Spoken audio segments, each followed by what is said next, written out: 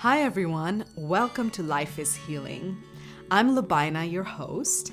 I am a healing practitioner and I specialize in energy bodywork, shamanism, and astrology. Life is Healing is a podcast where I share my passion for healing. In the last 15 years, my journey has encompassed plant medicine, energy healing, astrology, and shamanism, which are all topics you will hear about. I'll share tips from various modalities and interviews of healing practitioners and stories from all over the world, and a fun astro update in every episode. Tune in and join me for this journey on Life is Healing.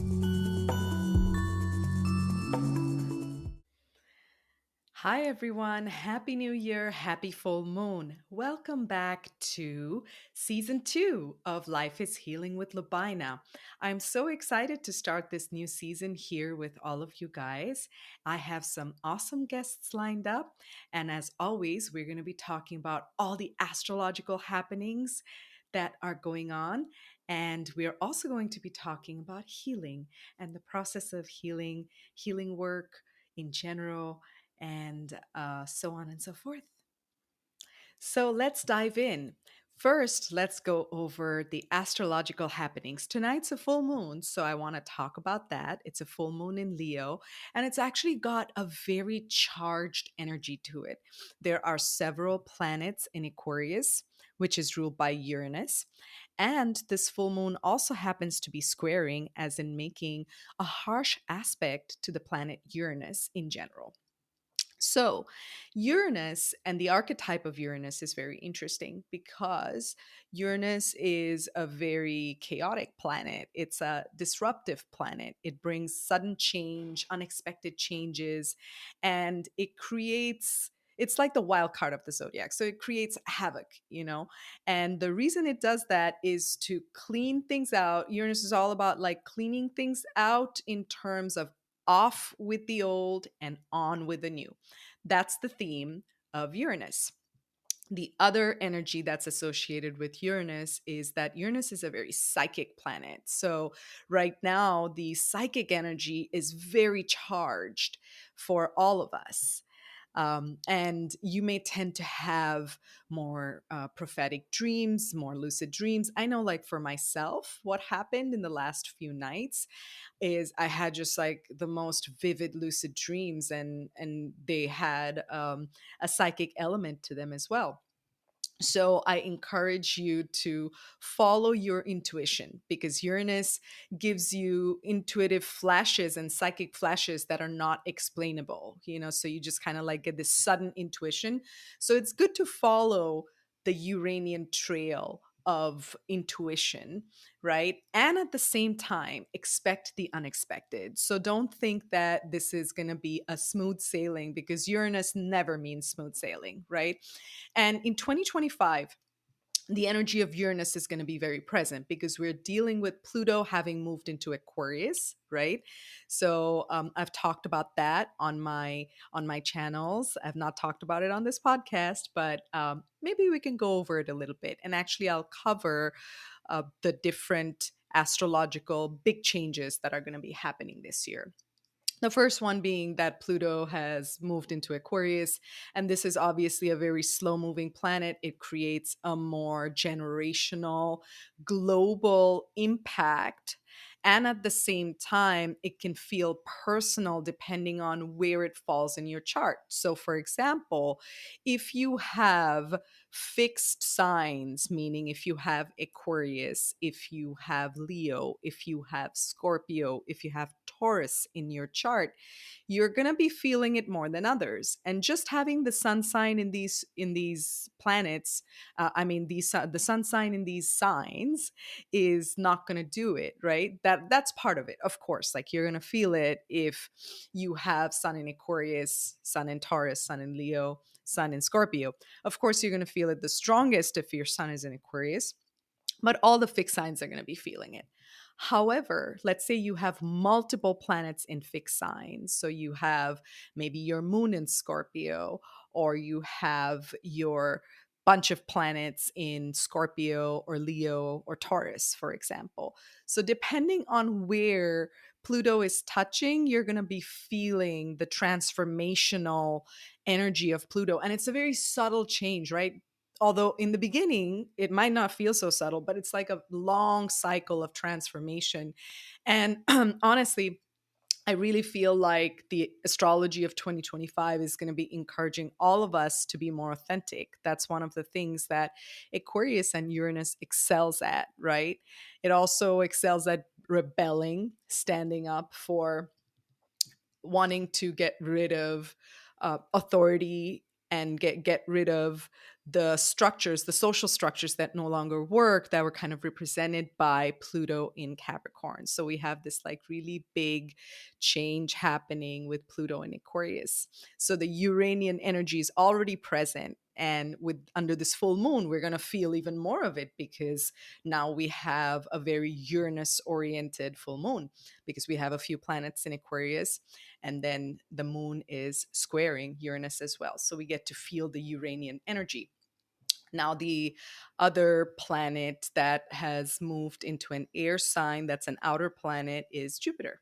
Jupiter is in Gemini right now. And we're waiting for Saturn to move into Aries, and we're waiting for Neptune to move into Aries, and that's going to be a really big one. You know, as those planets move from water, so they're moving from Pisces into Aries. So there's this sense of urgency that we are going to feel the whole of this year because, again, Saturn and Neptune happen to be outer planets.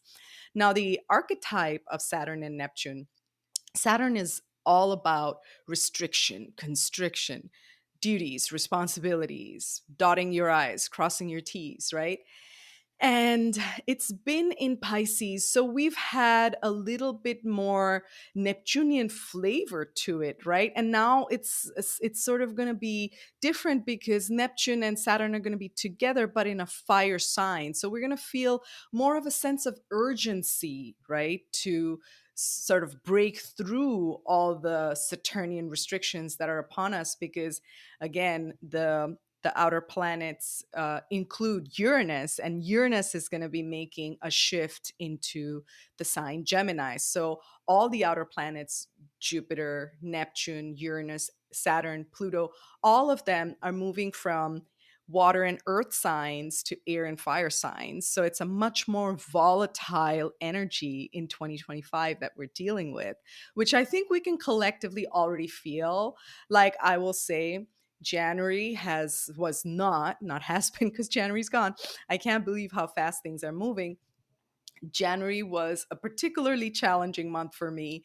And I definitely felt Pluto touching all my fixed signs because I happen to have a bunch of planets in fixed signs. And I felt that presence of Pluto in my chart coming in. And it's been cleaning up house, you know.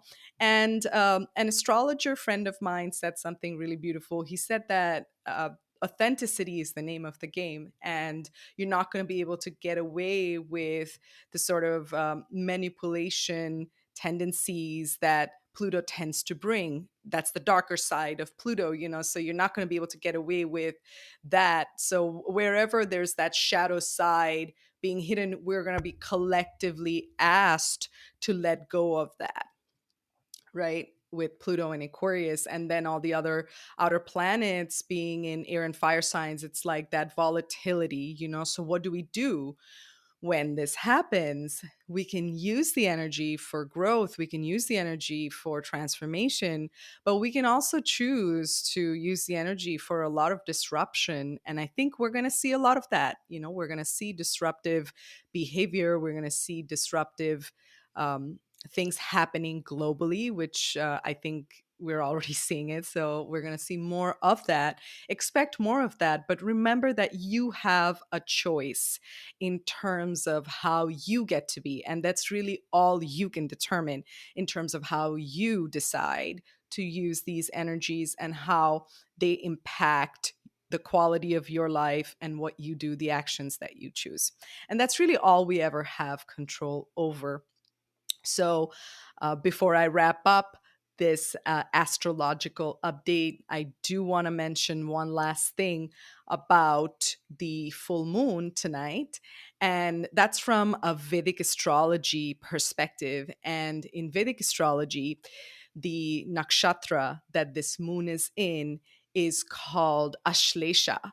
And Ashlesha is a very Plutonian energy, and that's why I want to bring it up, because we're having this is like the starting of this year. Well, we just started the Chinese New Year, so that was my birthday. So in my mind, the year just started a couple of weeks ago. Well, we're in 2025. It's a brand new year, but also the lunar year has started. And in this new year, the very first things that we're seeing is like the Plutonian energy coming in, and Pluto in Aquarius. And now with this full moon, this potent full moon, which is really joining forces with the Aquarius planets, including Pluto, it's saying like we are being called for transformation, because Ashlesha is all about transformation. It's about it's called the dark night sometimes, meaning like the one that goes down into the depths and creates transformation. And just like Pluto, Ashlesha has a tendency to bring about the energy of manipulation. So I think what we really need to consider under this full moon, because that's where we are now, is we're under the energy of the full moon, and all the other planets are playing themselves out. But right now, it's the energy of this moon. We have to remember that we need to stay true and authentic, and we need to remember that we can let go of those tendencies we have to like hide, those tendencies we have to take shortcuts, or all the coping mechanisms we have that don't work, right? And this is the time to get rid of them. Carrying on in the theme of Ashlesha and carrying on in the theme of Pluto, from a healing perspective, what does this mean for us at an individual level and also on a global level or a collective level? On an individual level, I really feel like the planetary energies are urging us to look within, and they're urging us for creating a level of transformation that we may not have been ready for in the past. Now, Ashlesha is represented by a snake, a coiled snake, which also is representative of Kundalini energy. And we also happen to be in the Chinese year of the snake. So there's a lot of symbology happening, a lot of archetypes playing out. And the way that I've felt it in my personal life is I really feel like a snake shedding its skin, and it can be uncomfortable when this happens, right? Like when we're confronted with, which Pluto is very good at doing, is making you confront all the dark stuff that you've been avoiding, the shadow stuff that you've been avoiding. So it's a good time for us to really be very genuine and be steadfast in being willing to look at how our shadows play themselves out, and where we sort of use trickery, or where we use our coping mechanisms, and where we kind of go unconscious in our lives, where we check out and understand that those ways are not getting us where we want to go. So that's one part of the healing perspective of these energies. And then the other side of it is the feeling of being able to really go within and feel everything that's being brought up for us on an individual level, wherever this transformation is occurring for you, and being willing to surrender and let go and release. Just like the snake doesn't fight when it needs to shed its skin, right? It's all about just surrendering and doing it gracefully. So, just like the snake, we can learn to do it gracefully as well. And by gracefully, I don't mean that it doesn't have to be messy. And that's something that I've really had to come face to face with this past month, is that things get to be messy, and that there is no real sense of controlling what needs to happen, and understanding that if I can surrender to that process and if I can have absolute radical acceptance for everything that's happening and have radical acceptance for myself, right? Like, because it all starts here. We cannot offer anything to anybody until we really feel it within ourselves. So, accepting ourselves fully with all of our chaos and messiness and faults, and at the same time being willing to grow and transform. I'm not going to say change because there's a distinct difference between those two words. So, to really transform, we have to accept ourselves first, and we have to accept the messiness and chaos that life just brings as a nature of lifing. And I think that as we do that, then we're able to open our hearts. And this full moon in Leo does represent the heart chakra, you know? So there is an opportunity for us to go deeper into our hearts, to really live from here, if we're willing to be steadfast and if we're willing to let go and we're willing to surrender and we're willing to look at what we've been avoiding and to stop that cycle of avoidance. So that's my little tidbit on the healing perspective of the energies that we're dealing with right now. And speaking of Kundalini, speaking of healing and transformation, I have a very special guest today for us on this podcast. My friend David Bingham is going to be joining us, and he's going to be sharing his healing story. And trust me, you're going to want to hear it. It's such a potent and powerful story, and I was very moved by it as we talked about it. So I hope that you guys will tune in for that segment as well. And before we get started on the next segment, I just want to remind you, if you would like to work one on one with me, either for my healing work practice or for astrology sessions, please feel free to take a look at the links provided below the video to book a session with me today. And because this is the brand new episode of the brand new season, I'm offering a 20% off discount only to those who tune in to this podcast. And all you have to do when you reach out to book a session is to mention the code podcast season 2. Okay, so let's get started and talk to David.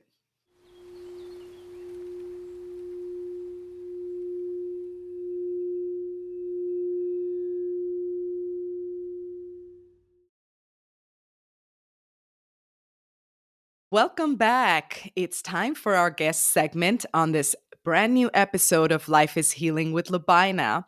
Today, I have with me my friend David Bingham, and we are going to talk about some fascinating topics. We're going to talk about Kundalini awakenings, and we're going to talk about third eye openings and third eye experiences. And David has some really interesting stories with this, and there's also a healing story involved with that. And I'm just really excited to dive in and talk to him. So, welcome to the show, David. Oh, I'm really delighted to be here, Lubina. Thank you for inviting me on your podcast. All right. Do you want to tell us a little bit about yourself? The story's fairly short, but yes, I'm older guy. I'm 63 now, and when I was 56, I had a massive Kundalini awakening. Lots of people you'll have come across, and you know from your own experience, have great experience of Kundalini awakening. Lots of different varieties of experience. I've just got a particular flavor of Kundalini awakening that's taken me to certain places. So I can only really relate to that experience and talk to that because I'm vastly aware that there's different complexions and flavors of Kundalini experience, and a lot of people suffer a great deal through dark nights of the soul and various things that happen within Kundalini experience. Uh, I can speak to that a little bit from the other side because by whatever grace that's happened to me, I seem to have progressed very well indeed, and great stability in my energetic development. Yeah, you So seem very grounded for someone who has the story that you do. yeah, it's been wild at certain places, but yeah, it's a deep reassurance when you can feel steady within the eye of the storm, Yes. and I seem to have had a limited storm, certainly testing storm at certain times, but at the same time, I've had great privileges within my experience of Kundalini, and what I would say from the onset was that when I had my awakening, which I didn't know was Kundalini, by the way, I had a massive stabilization at that point. All the different challenges that might come from the roller coaster ride of emotionality with Kundalini were mostly taken away from me.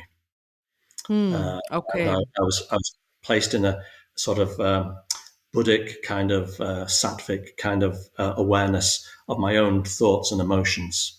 So I had a little bit of distance on them right from the start. And the journey into understanding yourself and the journey into making sense of yourself within this process, I was given a great boost in order to be able to do that. So it's a great advantage for me. And I appreciate that not everyone is able to gain that thing from the get up and go. So, yeah, I'm speaking from that perspective, really, about 7 years worth of Kundalini experience and various other things in my life. And very glad to do so. And if there's anything that I can try to share that's of benefit to other people, I will try to do so. Okay. So, I do remember you sharing, and I actually did watch a podcast with you, and that's how I kind of found out about who you were and such. About the story that was associated with this along that kind of went along with this Kundalini experience, which is a healing story. So that might be something that would be very helpful for our readers to hear, because it's actually a really heartwarming and beautiful story of just regular life and the challenges that come along with it. Yeah. Yes, I can gladly explain a bit. I mean, I came into my spiritual awakening and the Kundalini awakening without any preconceived idea that I was going to go into a spiritual awakening. I was just leading my life the best way I knew how. And I had faced a very difficult challenge of trying to help my father, who was a very strong willed man, very elderly and suffering from dementia, who was isolated and on his own. And I decided that I wanted to intervene and help him, even though I had very mixed feelings about my father at the time. I had love and some resentments as well. So Sure. I made a decision on my own bat that I thought, well, okay, well, are you going to start weighing up the pros and cons of helping someone who needs some help? And I thought, well, no, let's just set the standard here. Like, I wanted to put aside my mixed feelings and I wanted to assist this person as I would be assisted myself if I was in his shoes. So I buckled down and got together gradually a whole group of people to carers and various other people, doctors, professionals, to help keep my dad at home and to manage his decline in dementia.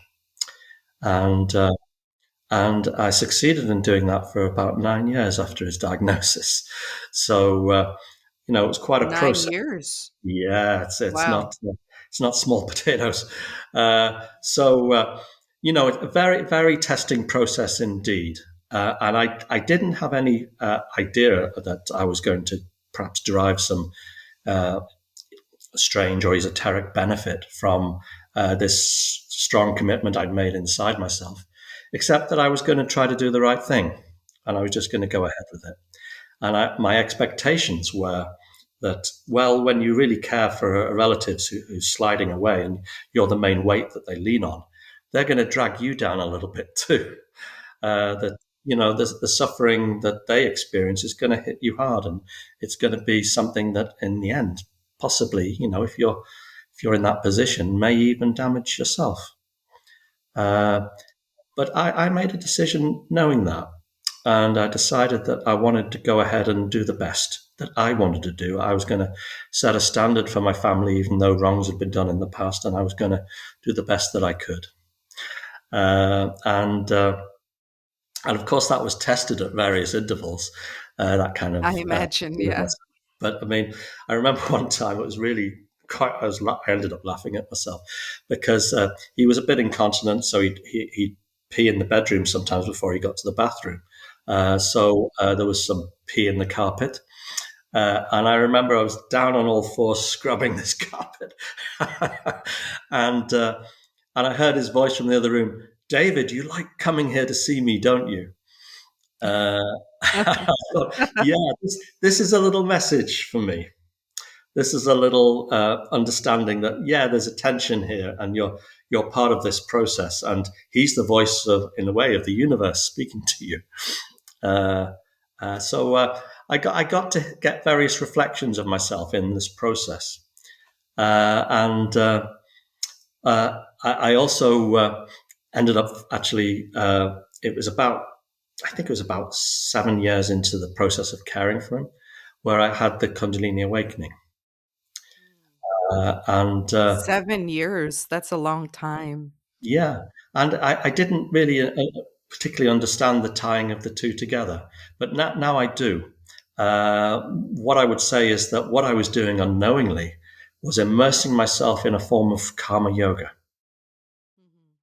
And that what I was doing without an objective of getting some benefit for myself or even some goal was I was just applying myself and getting on with the job, and and not dwelling too much on my own emotionality and mixed feelings and all of this kind of stuff.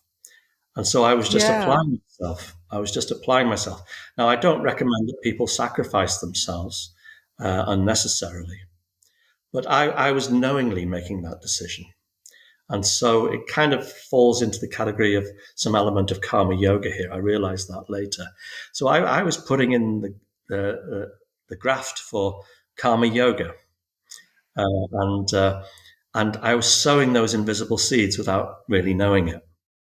Well, I do want to say here, as someone who sort of participates in caregiving of, like, I'm one of the caregivers of my parents. I very much understand what sort of can go into giving yourself to this process, not to the extent that you had to do it, because we're sort of in the beginning stages almost with this. It's only been a couple of years for me, and not sort of as extreme as you're talking about, because my father still has his faculties about him and so on. But the challenges that come up of the family dynamics and the karma of the family, it's almost like the karma of the family getting sacrificed at the altar of karma yoga.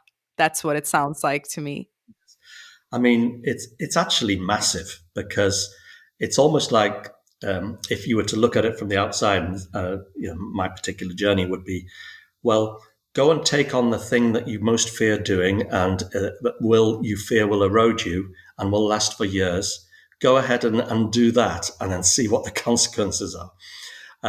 It's not Mm, surprising that people would have apprehensions about that, especially if you've had sure. certain comforts and protections in your life, and then you're exposed to the button pressing experience of looking after your parents anyway, and then also your parents are deteriorating, and you're watching them gradually slip away from you.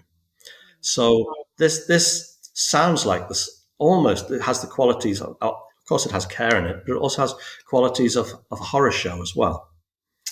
In the sense that you're bearing witness to something that you probably not really, ideally, not want to see. Sure. Uh, Yeah. Of and course. and to admit that sentiment to yourself is a great thing, Yeah. because a lot of us think, well, I'm a good person, I'm going to help, and blah blah blah, you know. But the reality is that you need to feel your emotional landscape in that. Yeah. Absolutely. And my Absolutely. suggestion, sorry, go on.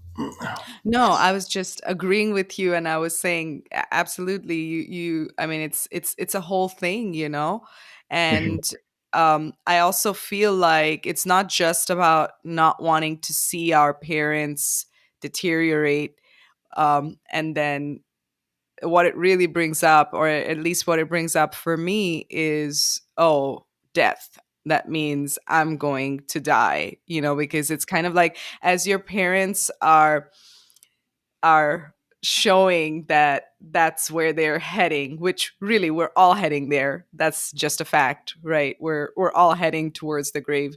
It's an everyday thing. We just don't think about it so much.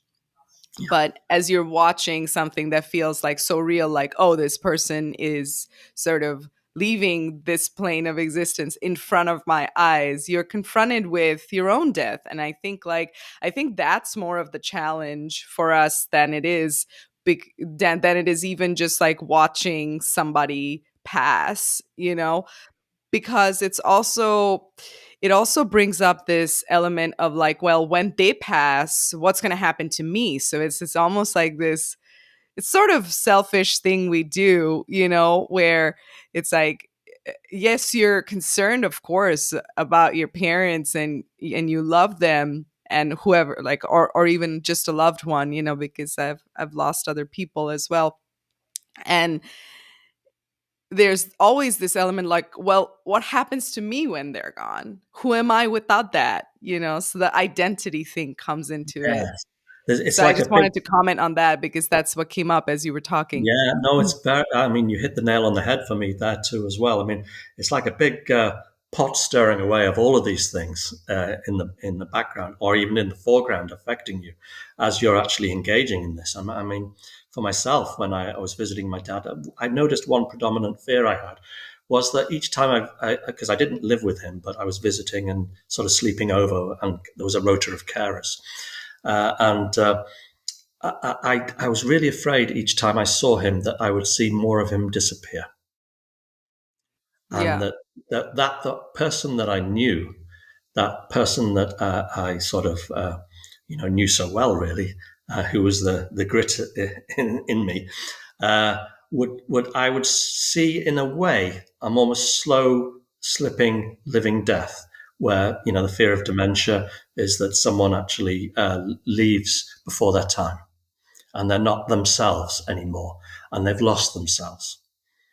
But what Yeah. I actually learned through this experience was that even when if with a strong enough character, when the mind is stripped away, and that which, if you believe in a strong element of the real self and the soul self, the beingness, that which is left is still there. And I've observed that at close hand. So my father's soul, his beingness, his true beingness, his true nature was absolutely there, even though he was taken right to the end.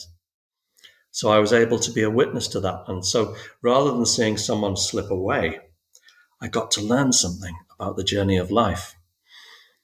He actually showed me something. He was teaching me in a way. So, Yeah.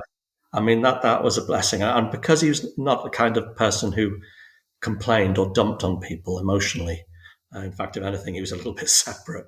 I could be there with him and observe that. Uh, and I remember that he got so stripped down at some point that there wasn't much mind functioning really, and he couldn't have much of a conversation. But then out of the blue, his eyes caught me one day, and we were. It was an interview through an awkward interview because it was through a window during the time of COVID. I was outside the care home. He'd had to go into care, and we were chatting through the window. And he took a look at me, and it wasn't him; it was his soul speaking, I think. And he said, "You're not afraid of anything, are you?" And he could see something. And I Yeah. was able to say quite quickly, yes, yeah, it's amazing you see that, Dad. You're right, because this is after my Kundalini awakening. So he was able to observe that. And then also, even prior to death, right at the end of that long line, um, he was looking at me, certainly in the last week or two when I visited him several times. He was looking at me several times with wonder and awe. He was looking above my head, and he was looking at energetics going on, I think, or even something on my shoulder. Who knows? But it's often said that people who are passing over in process start to get different capabilities of seeing things, even if they've led fairly conventional lives. Sure, yeah.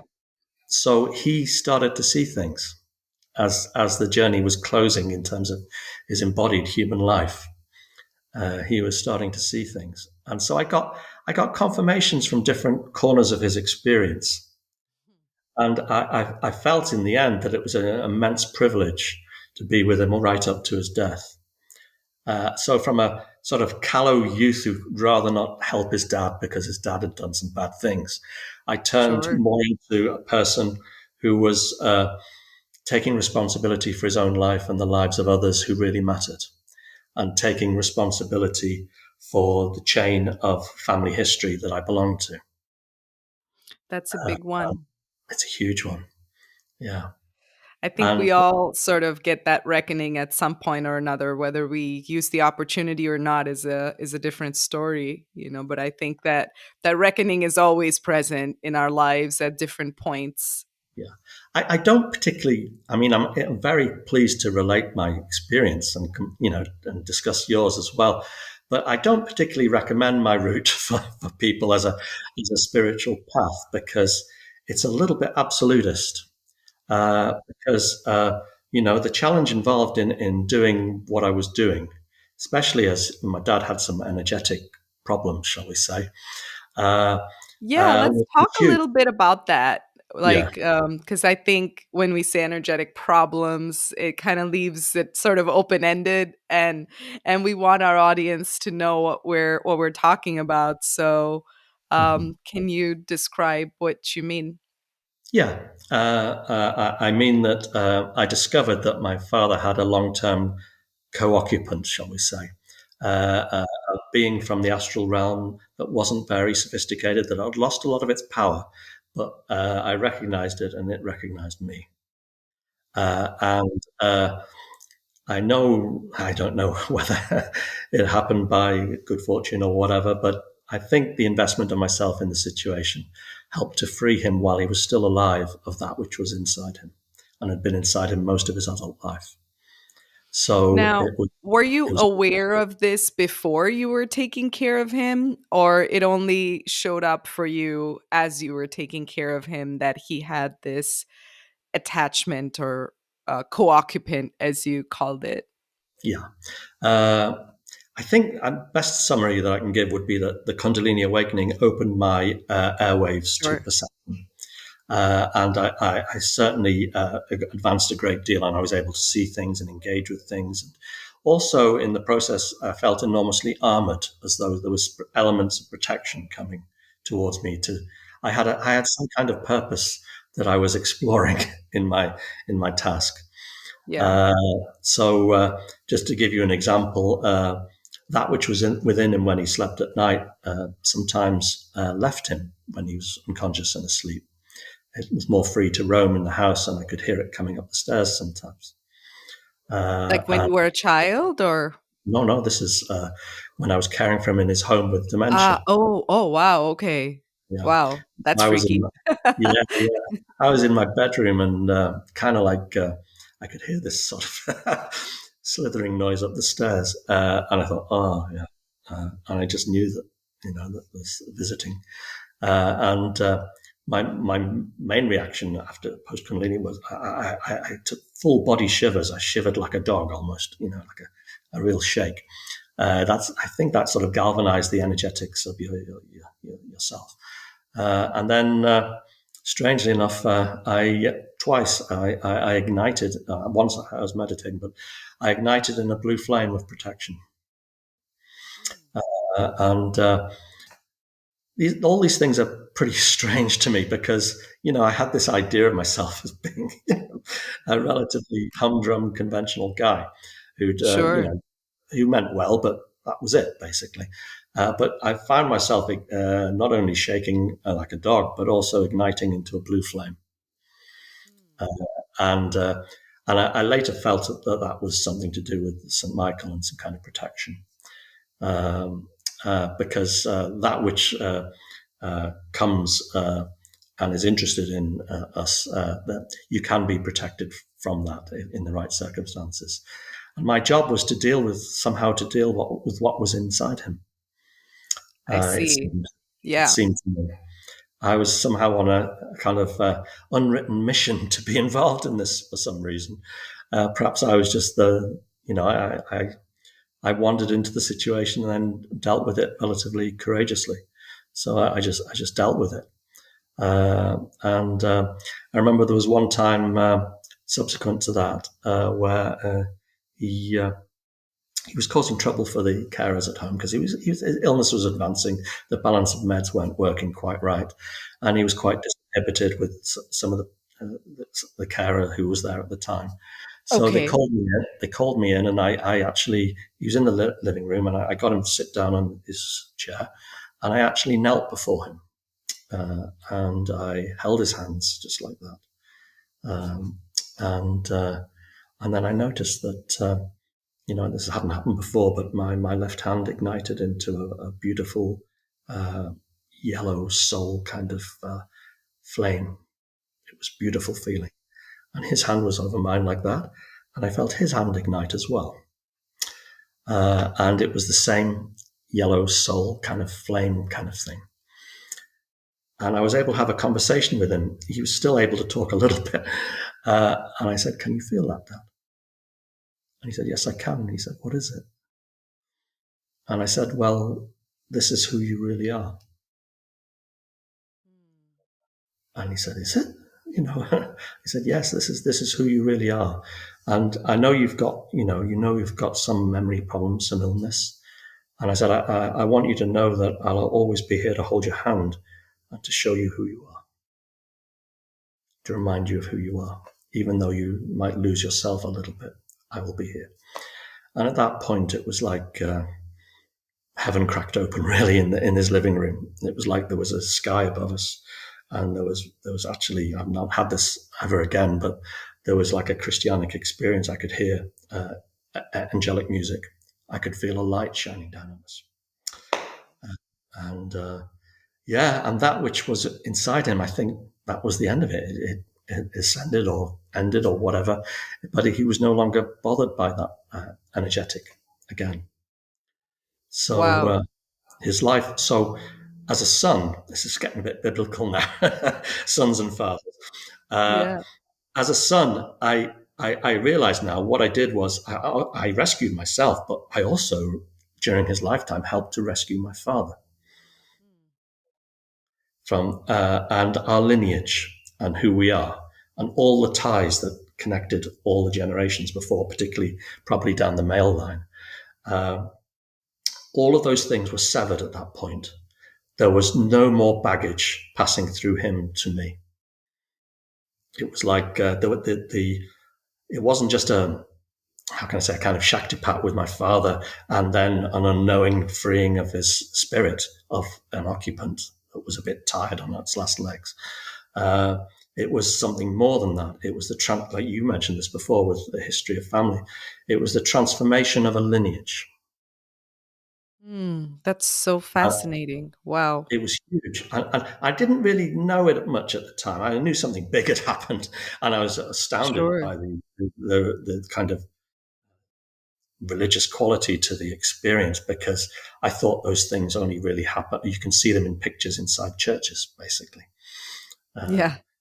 and I thought, well, that's that, and this doesn't happen here, but here, there you go, it did happen here, and it was being so because something really the dynamic was so special in that moment.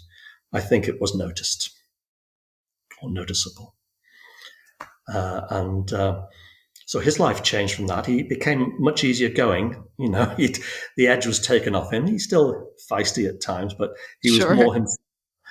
So he got to be in a better position, and I got to understand what it is to belong to invisible chains of ropes and binds of heritage and have that broken.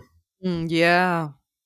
Yeah. Because it was strange because you think, I mean, I would think anyway, that, my heritage is what matters. And, I'm this because of that. But actually, when all those chains and ties are broken, all you're left with is nothing but pure love. So I felt nothing but pure love for this man. No more reflections of other sides of the coin. There was nothing left even to forgive. And everything that happened somehow in the past that affected who he was through the chains of his ancestors was severed from me, and he was free of it as well, I think. So it was like the binds that keep you down through your generations. We think that we're part of that, or we can think that at least. But actually, they aren't the things that are what you truly are. They're just binds. And if you take away the binds, you might feel, well, I have no longer any good connection with this person. But it turned out to be the opposite. I had the binds removed, but I felt nothing but pure love for him. So it was a curious sort of contradiction in a way. And my own view, looking back on that now, was that it was an exceptional moment in my life. And thanks to the grace of God, uh, I managed to manage that role. And for me, it was like it was a lesson that you can turn what seems to be like the worst situation into absolute alchemical change into gold dust. So the things that That's we really amazing. thank you, the things that we feel are, perhaps the things we'd rather not do, or even the things we most would rather not do, are probably the things we should be doing. Yeah. Uh, so instead of running, go back and stay in there. But it's like I said before, it's not an idealized route because it's a It's tricky a route. hard That one. route. It's a hard route, but it's the benefit possibly is proportionate to uh, that demanding energetic change. So I now look at it like in the round, and I see, well, my goodness, David, you were in quite a situation there, and you managed to steer your way through it and discover such a lot about yourself and him, and have a massive Kundalini awakening, and the grace of a stabilization within that. Uh, and I think, well, yeah, you got a ticket to ride there. It's almost like the karma of what you were doing unknowingly contributed to the consequences of what happens within your Kundalini experience now. Uh, so, uh, So, so let's talk about this Kundalini awakening experience itself. Can you tell us a little bit more about that? Like you said, it happened about 7 years into taking care of your father, which is like a pretty long time to do karma yoga in the fashion that you're describing. You know, I think I had to it's a do a bit of lot. I mean, in yeah, yeah. retrospect, it's like, oh yeah, it was 7 years, and it was this and that, and telling of the story of it, I'm sure does not capture exactly the breadth of the experience, but tell us a little bit more about the Kundalini awakening experience itself. Well, like I said, I mean, I wasn't aware of Kundalini, and I mean, while being generally, a person who might think of himself as a good guy who tries to do the right thing sometimes, uh, I didn't particularly see myself as a spiritual person. But I recovered a memory when I was away in Poland on a project. I was writing a book for a biography, and I well, just one day, this old memory from when I was 8 years old popped back into my brain. It had been shelved away into the archives, and I'd forgotten about it since I was about 14 years of age. So it lasted for about 6 years in me, and then it just drifted away. And it came back again when I was about 55. Uh, and and it was during a period where I was feeling quite positive about myself. So maybe I'd opened a little bit. I don't know. But anyway, this memory of having this amazing battle with a whirlwind kind of haunted inn in Cornwall. Sorry, in Hmm. Devon. How It came old were back you? about 8 years old. Oh, wow. Yeah, yeah. What Uh, happened exactly? well, that it's like a spooky tale, but if you don't mind, I'll say it. Yeah, Uh, please. Yeah. We like well, we spooky tales.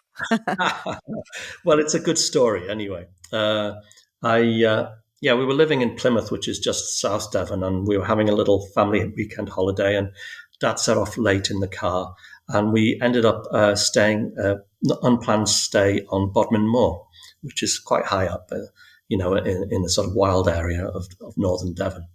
And we pulled into this country inn, and I later found out the inn is actually what's called Jamaica Inn, which is a famous thing made famous by the book and the film Daphne du Maurier.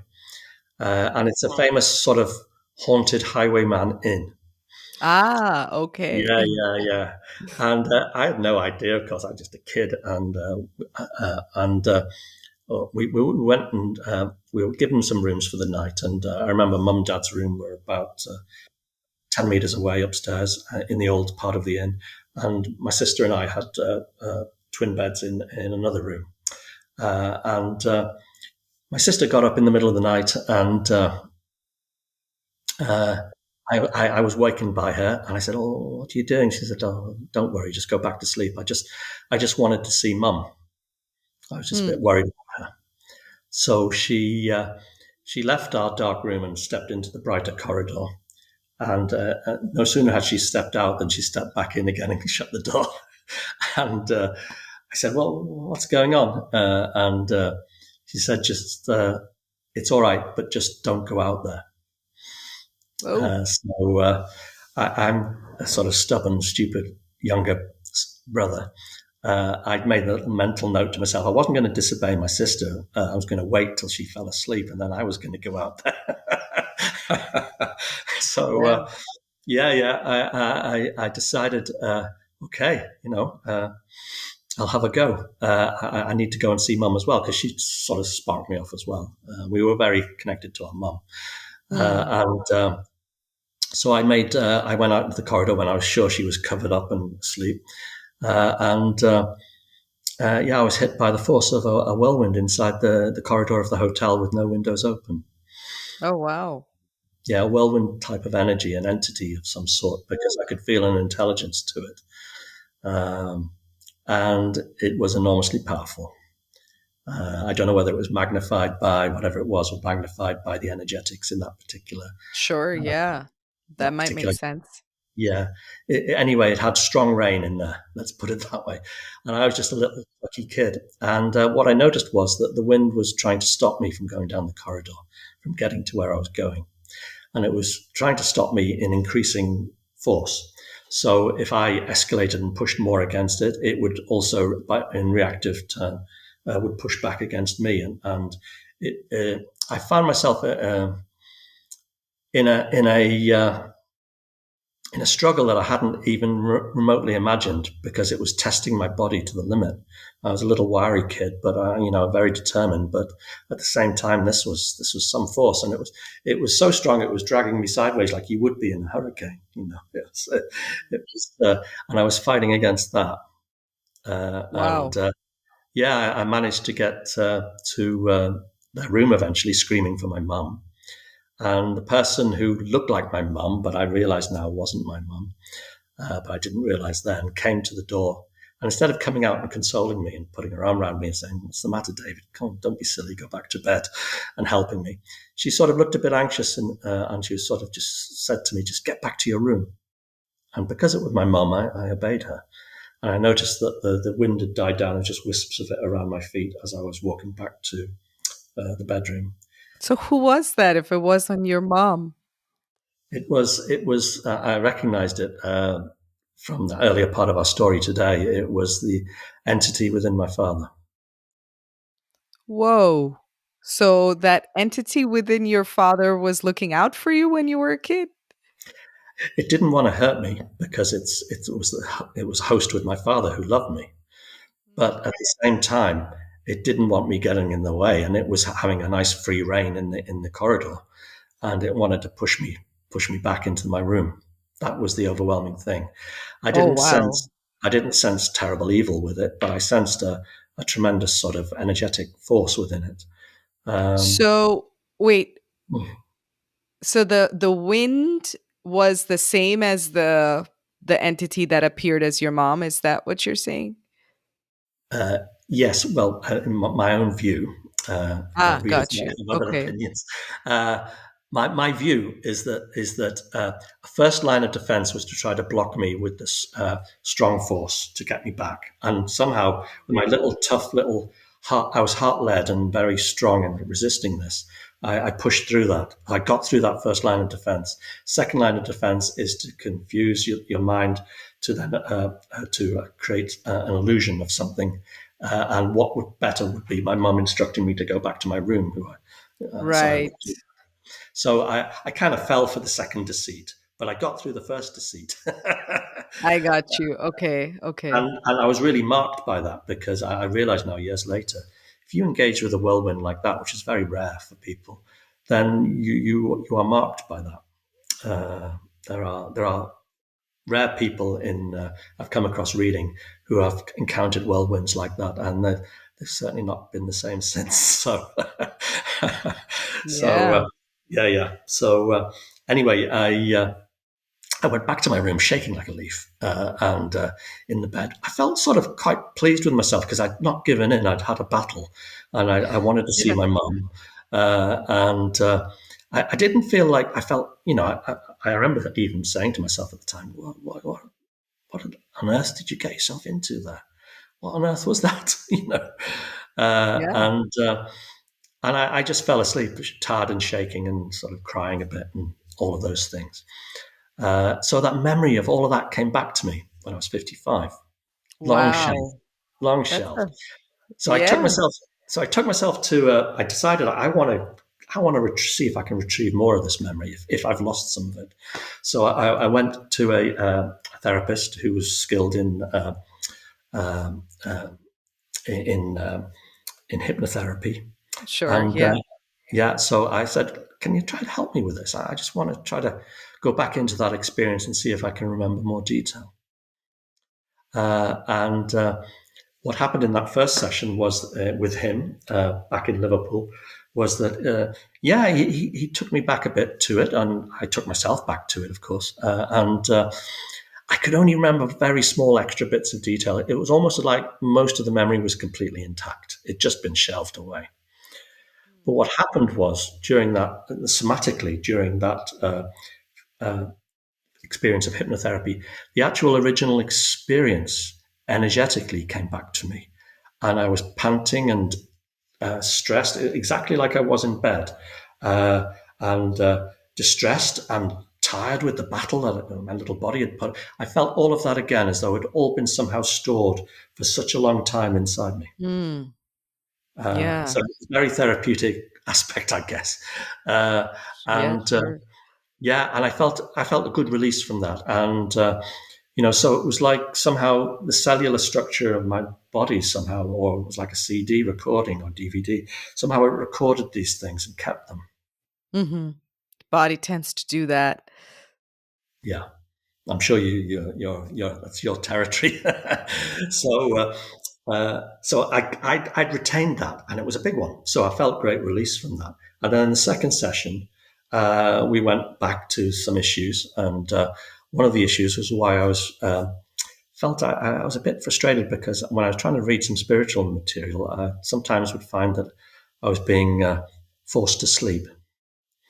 And I thought, what's that going on? And then I noticed that if I sometimes, even if I almost like put matchsticks on my eyes to keep my eyes open and read this, because I wasn't particularly tired, if I was reading some of this stuff, then even when I was forcing my eyes open to watch it, the words on the page of the book that I was reading would sometimes disintegrate. Hmm. So So weird. there was a prevention going on of some sort. Or it Mm. wasn't for me at this time or whatever. Uh, and I thought, well, I want to get to the bottom of this. So that was the second session, was to have a look at what was going on in that. And maybe because of the freedom of the first session and the opening in the first session, I just had this massive Kundalini awakening. During the hypnotherapy? Yeah, yeah. I was rocking in the chair next to this guy. Fortunately, he's been a shaman as well, so he's a bit flexible. But I was away with the fairies, or more Wow. accurately, I felt like I was being fired up, strapped to the outside of one of Elon Musk's rockets. Uh, Wow. it felt like that. Yeah. And funny thing is, I don't know why, but I don't know because I wouldn't have expected that. But I was able to reassure the guy helping me. I said, "I'm going to stay with this. I'm okay. I want to see what happens." Uh, and So I stayed with it, and this massive rising from the lower part of the body, from the root chakra, rose, and it was like the most strong surge of energy. And I felt my heart was racing beyond normal measure. It was like when I was a kid, I'd been an athlete. I knew what a fast heart rate was. This was something like double that. And I had the feeling while I was going through this, maybe this will kill me. Mm. So strong. And I heard for the first time a voice inside me, probably soul self, I think, saying, "Just stay with it. It's going to be all right." And then the massive energetic push, it was like a fist or a snake's head, punched at my heart, the knot there, the Granthi knot, I think, what I know now as the knotted area.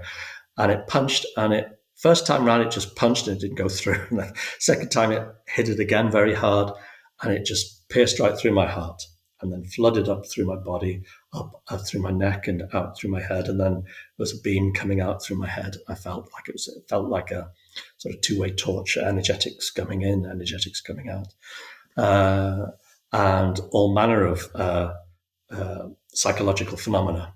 The most strong, well, really strong ones were I was cast, and this is very typical of some head-based Kundalini forms of awakening. I was cast into a white space, uh, uh, a kind of early enlightenment experience, cast into a white space where there was just me standing in this white space. And then I encountered, and which I've learned later, this often happens in Kundalini awakenings that are in that zone. I encountered the symbolic being that was perhaps the most significant for me. So often people are visited by gurus or gods and various symbolic beings that are central to their awakening experience. In that situation, I was visited by a being that I quickly recognized was myself. Uh, it was my soul self. So it was dressed up in garb, a bit like Prince of Persia with or Alibaba kind of thing, with silks and stuff. But I just knew, oh, this is me. uh, Wow. yeah, yeah. So I got to meet myself in this enlightenment experience, my true nature, and so I remember thinking at the time, oh, how amazing is this? And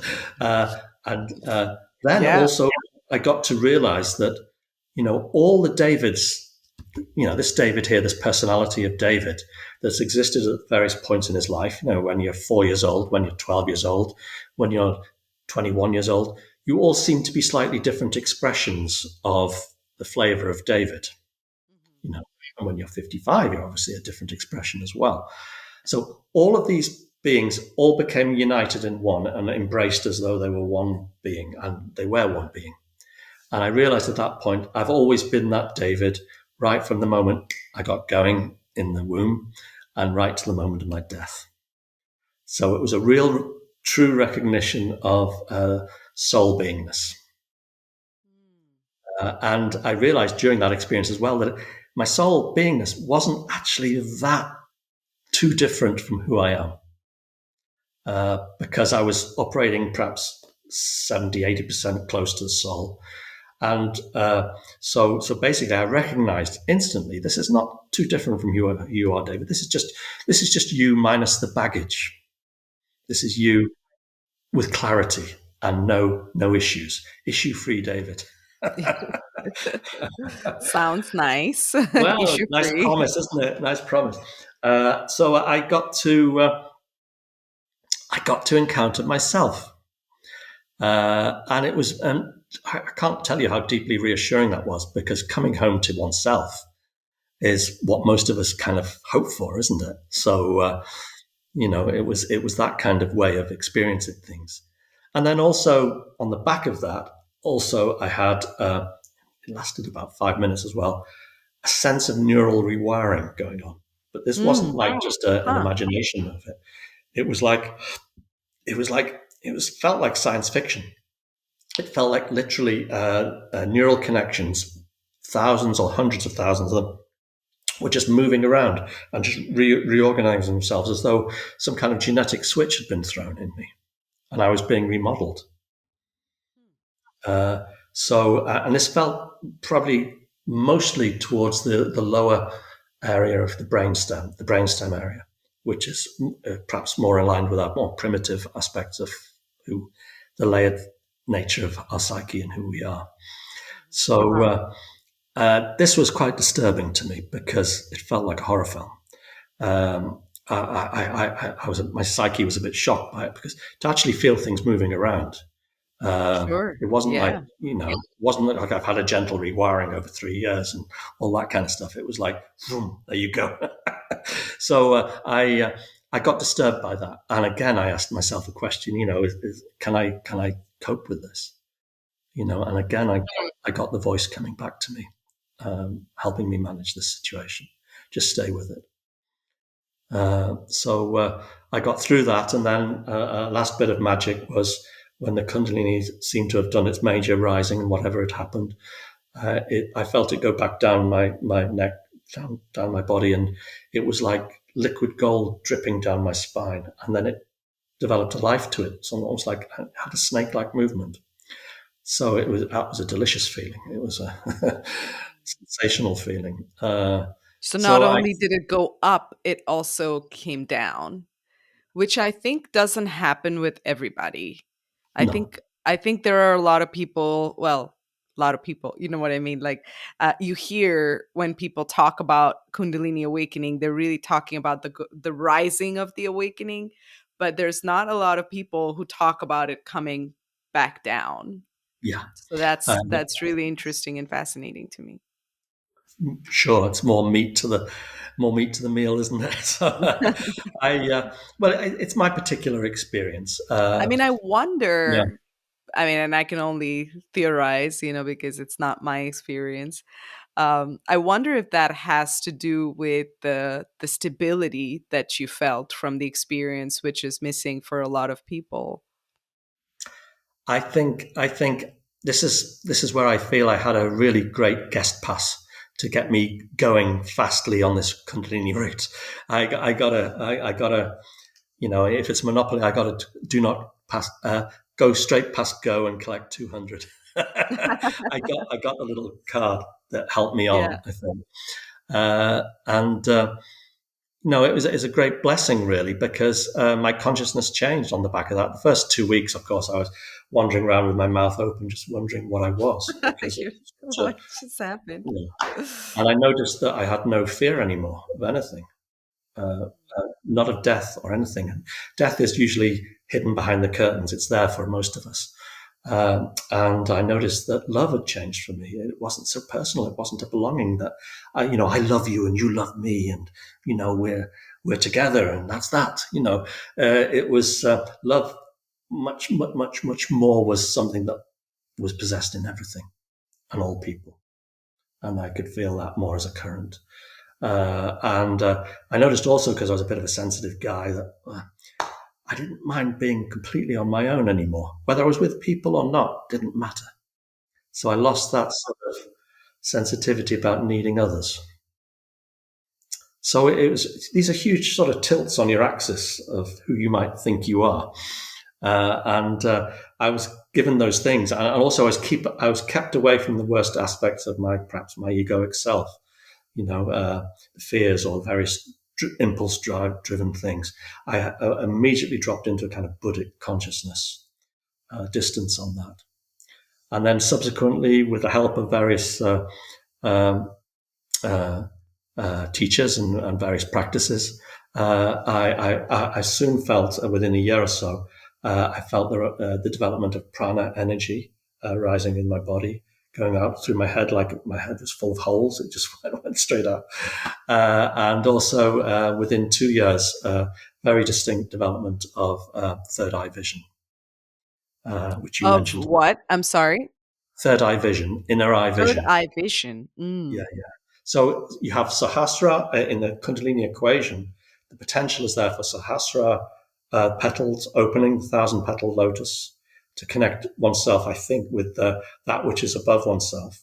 Uh, and also, there is this other dimension of inner eye vision.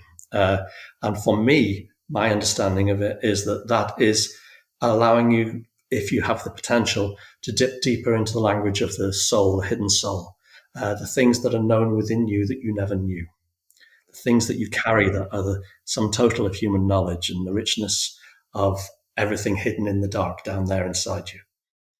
Uh, so it actually, I think, third eye is an invite to go mining, to find out if you can about this. But of course, a lot of people engage in third eye encounters uh, with mostly their good minds doing the best for them. So the mind is quite a fearful creature, and I think the mind can only go so far in breaking down and understanding third eye experience. But for my good fortune, what I had was a mind that was dropping more into deep alignment with its true nature, with the soul self. And in that position, I was able to make more sense, I think, of some of the third eye experiences. So that's why I feel I've been very, very fortunate. And also, it feels why I've got something to say about Kundalini, perhaps.